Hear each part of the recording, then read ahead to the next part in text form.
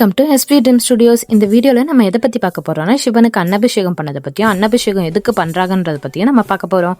இந்த வீடியோவில் நம்ம 2 கோவில் பார்க்க போகிறோம். ஃபர்ஸ்ட்டு காளியம்மன் கோவில் பார்க்கலாம். அன்னபிஷேகம் எதுக்கு பண்ணுறாங்கன்னு பார்த்தீங்கன்னா ஒரு 4-5 காரணம் இருக்குது. அது ஒன்றா நம்ம பார்க்கலாம்.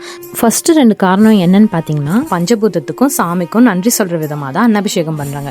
பஞ்சபூதம் ஏன்னா நிலத்தில் விதைக்கிறாங்க, மழை தண்ணியால் அது வளருது, அப்புறம் காற்றுல கதிரடிக்கிறாங்க, அதுக்கப்புறம் அது ஆகாயத்திலேருந்து வர சூரிய ஒளியால் காஞ்சி அதுக்கப்புறம் நெருப்பில் வேக வச்சு தான் நமக்கு அன்னமாக, அதாவது சாதமாக வருது. ஸோ அதுக்கு தேங்க்ஸ் சொல்கிற விதமாகவும் இந்த சாப்பாடு இந்த உலகத்தில் எல்லாருக்கும் கிடைக்கிற மாதிரி சாமி தான் பண்ணுறாங்கன்றதுக்காகவும் நம்ம பஞ்சபூதத்துக்கும் சாமிக்கும் தேங்க்ஸ் சொல்கிறோம்.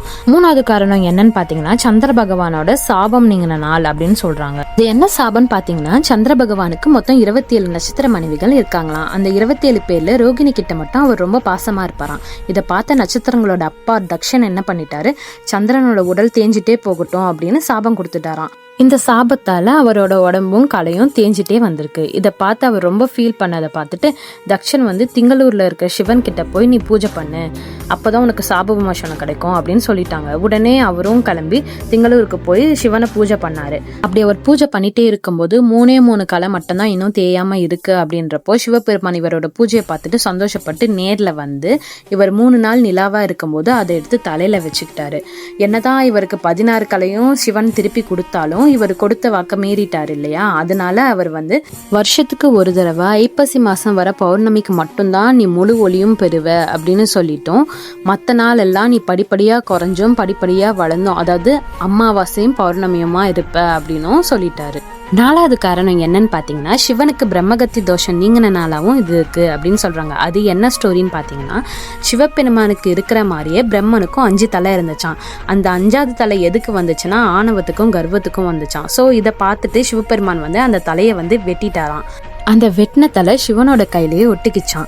என்ன பண்ணாலும் போகவே இல்லையா. இததான் சிவனுக்கு பிரம்மகத்தி தோஷம் அப்படின்னு சொல்றாங்க. தலைய கபாலம்னு சொல்லுவாங்க. அந்த கபாலமே சிவனுக்கு பிச்சை பாத்திரமா மாறிடுச்சு.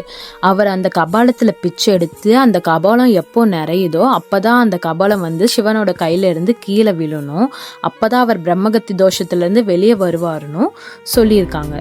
அப்படி பிச்சை எடுத்துட்டே அவர் காசிக்கு போகும்போது அங்க தேவி அன்னபூரணி இவருக்கு சாப்பாடு போடுறாங்க. அவங்க போட்ட அன்பான சாப்பாட்டால அந்த கபாலம் நிறைஞ்சி அது கையில இருந்து கீழே விழுது. அது கீழே விழுறதோடு மட்டும் இல்லாம அவரோட பிரம்மகத்தி தோஷமும் அங்க நீங்குது. அவங்க சாப்பாடு போட்ட அந்த நாள் தான் ஐப்பசி மாசம் பௌர்ணமி. அதனாலதான் நம்ம சிவபெருமானுக்கு அன்னாபிஷேகம் பண்றோம். 5வது காரணம் என்னன்னு பார்த்தீங்கன்னா, அன்னதோஷம் போயிடுமா. அதாவது சாப்பாட்டை வேஸ்ட் பண்ணுறதாலையும் பசிக்குதுன்னு கேட்குறவங்களுக்கு சாப்பாடு போடாமல் இருக்கிறதாலையும் வர தோஷம் இதனால நீங்கிடுமா.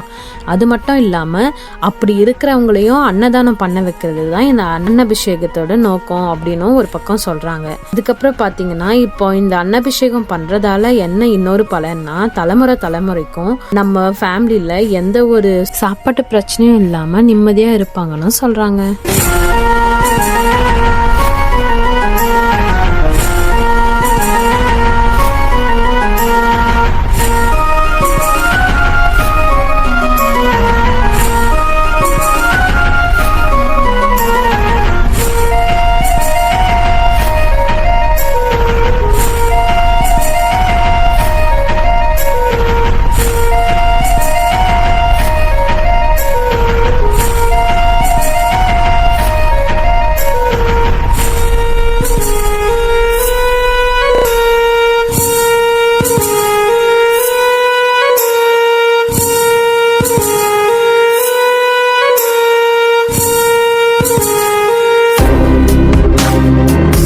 இப்போ நீங்கள் வீடியோவில் பார்க்குறீங்கல்ல, இது வெறும் வேக வச்ச சாதம் தான். சிவன் மேலே அலங்காரம் பண்ணியிருப்பாங்கல்ல அந்த சாதம்.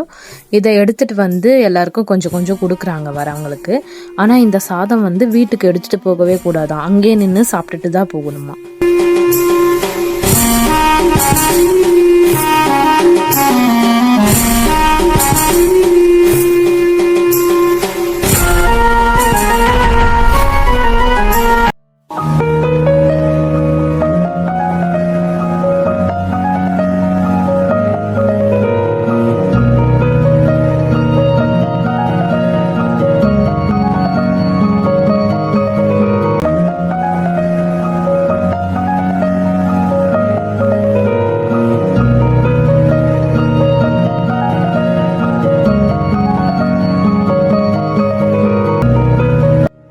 கோவிலில் வந்து பிரசாதமாக பொங்கலும் எலுமிச்சப்பழம் சாதமும் கொடுத்துட்டு இருந்தாங்க. ஆக்சுவலி நான்லாம் கோவிலுக்கு போகிறதே பிரசாதத்துக்கு தான். பக்தியும் இருக்குது, பட் மெயின் பிரசாதம் தான். நமக்கு சோறு தான் முக்கியம். அன்னாபிஷேகத்துக்கு நாங்களும் அரிசி வாங்கி கொடுத்துருந்தோம். அரிசி வாங்கி கொடுக்குறவங்களுக்கெல்லாம் டிஃபன் பாக்ஸில் வந்து பிரசாதம் போட்டு தருவாங்க தனியாக. ஸோ அது நானும் அம்மாவும் 2 பேருமே வாங்கினோம். நானும் அரிசி கொடுத்துருந்தேன், அம்மாவும் அரிசி கொடுத்துருந்தாங்க. ஸோ அதனால எங்களுக்கு 2 டிஃபன் பாக்ஸ், பெரிய டிஃபன் பாக்ஸும் இருக்குது. பட் நாங்கள் 2 பேர் தான் இருக்கிறதால சாப்பிட முடியாதுன்ட்டு நாங்கள் சின்ன டிஃபன் பாக்ஸ் தான் வாங்கிட்டு வந்தோம். அந்த டிஃபன் பாக்ஸ்குள்ளே என்ன பிரசாதம் இருந்துச்சுன்னு பார்த்தீங்கன்னா, அரிசியில் செஞ்ச உப்புமா இருந்துச்சு. 2வது கோவில் வந்து நாகேஸ்வரன் கோவில். இந்த கோவிலில் வந்து என்னால் வீடியோ எடுக்க முடியல, ஏன்னா வீடியோக்கு நாட் அலவுடுன்னு சொல்லிட்டாங்க. அந்த கோவிலில் லிங்கம் எப்படி இருக்குன்னா, சுயம்பா வந்த லிங்கம் ரொம்ப குட்டியாக தான் இருக்கும். அதத்தால எந்த அலங்காரமும் பண்ணலை, பட் சுற்றி எல்லாம் சாப்பாடு போட்டு வச்சுருந்தாங்க. இந்த கோவில்லையும் பிரசாதமாக பொங்கல் தான் கொடுத்தாங்க.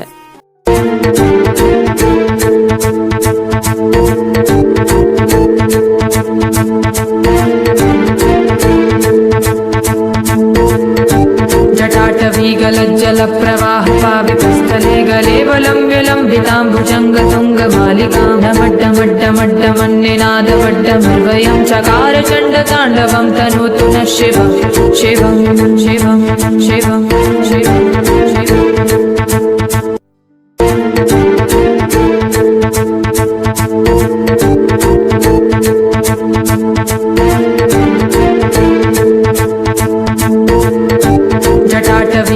जलप्रवाह पावितस्थले गलेवलं विलम्बिताम्बुजङ्गतुङ्गमालिकां नमड्डमड्डमड्डमन्निनादवड्डमर्वयं चकार चण्डताण्डवं तनोतु नः शिवं शिवं शिवं शिवं शिवं शिवं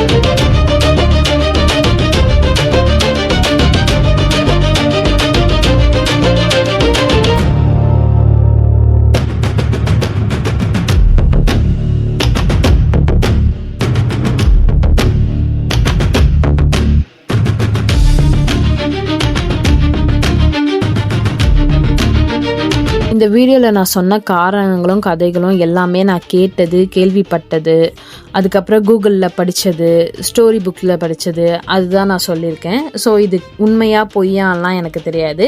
நானாக கேள்விப்பட்டது இந்த கதைகள்லாம் தான். இதில் எது கரெக்டு எது தப்புன்னு எனக்கு தெரியாது. உங்களுக்கு தெரிஞ்சால் நீங்கள் எனக்கு கமெண்ட் பண்ணுங்கள். அதே மாதிரி நீங்கள் வீடியோஸ் நிறைய பேர் பார்க்குறீங்க, பட் யாருமே சப்ஸ்கிரைபே பண்ண மாட்டேங்கிறீங்க. கொஞ்சம் சப்ஸ்கிரைப் பண்ணி எனக்கு சப்போர்ட் பண்ணுங்கள். இந்த மாதிரி வீடியோ இன்னும் நீங்கள் நிறைய பார்க்கணுன்னா லைக் பண்ணுங்கள், கமெண்ட் பண்ணுங்கள், ஷேர் பண்ணுங்கள். மறக்காமல் என்னோடய யூடியூப் சேனலை சப்ஸ்கிரைப் பண்ணி எனக்கு சப்போர்ட் பண்ணுங்கள். கீழே இருக்கிற பெல் ஐக்கனை கிளிக் பண்ணி வச்சுக்கிட்டிங்கன்னா நான் போடுற வீடியோ உடனே உங்களுக்கு வந்து சேரும். தேங்க்யூ.